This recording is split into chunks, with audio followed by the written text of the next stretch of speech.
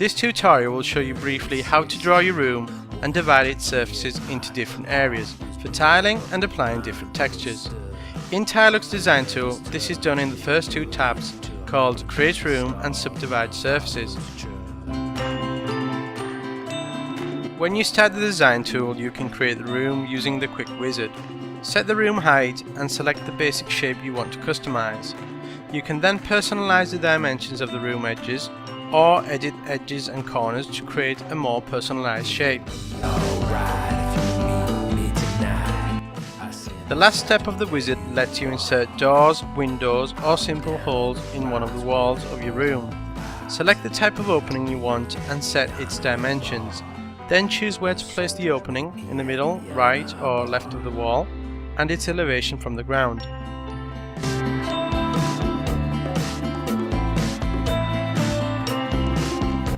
On the first tab you will see the room you have created up to now. If you have a pro account, you can continue to use the functions we're going to see now. Otherwise, you will simply move on to placing your tiles and furniture.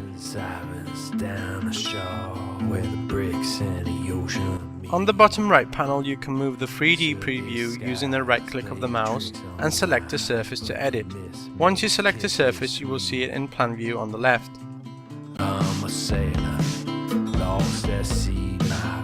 The 2D canvas shows the shape of the surface on top of a grid.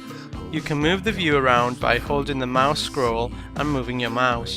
By scrolling you can zoom in or out in the canvas. By dragging one of the blue grips you can move a vertex or an edge of the room. By holding CTRL or CMD on Mac, all movements will automatically attach to one of the grid points in order to be more precise.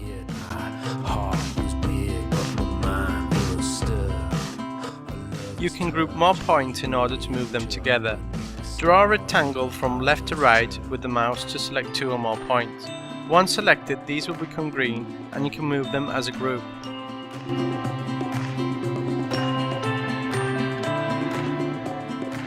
To cancel your selection, just press ESC on the keyboard. When changing the shape of the room, you can sometimes make some errors. These are shown in red while working on the 2D canvas. If you make a mistake, you can press the undo button to undo an action.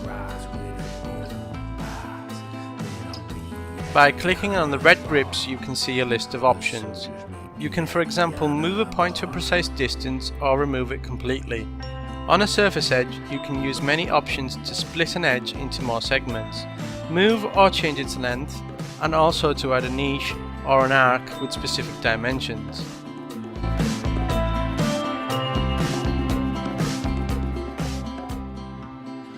For each room surface we have some options on the top right. In the floor plan we can add surfaces to create stairs, columns or any other construction element we need.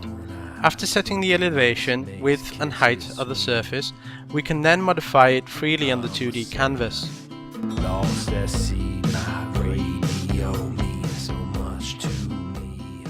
If we select a wall surface from the 3D view, we can add surfaces as we just did, or we can also add a new opening.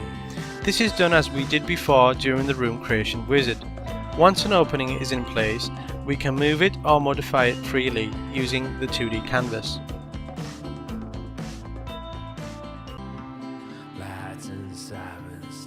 The next tab called Subdivide Surfaces works exactly in the same way. If you have a pro account, in this section you can add surfaces on the 2D plan in order to divide your walls or floors into different areas. These areas will become useful later when you're placing your tiles.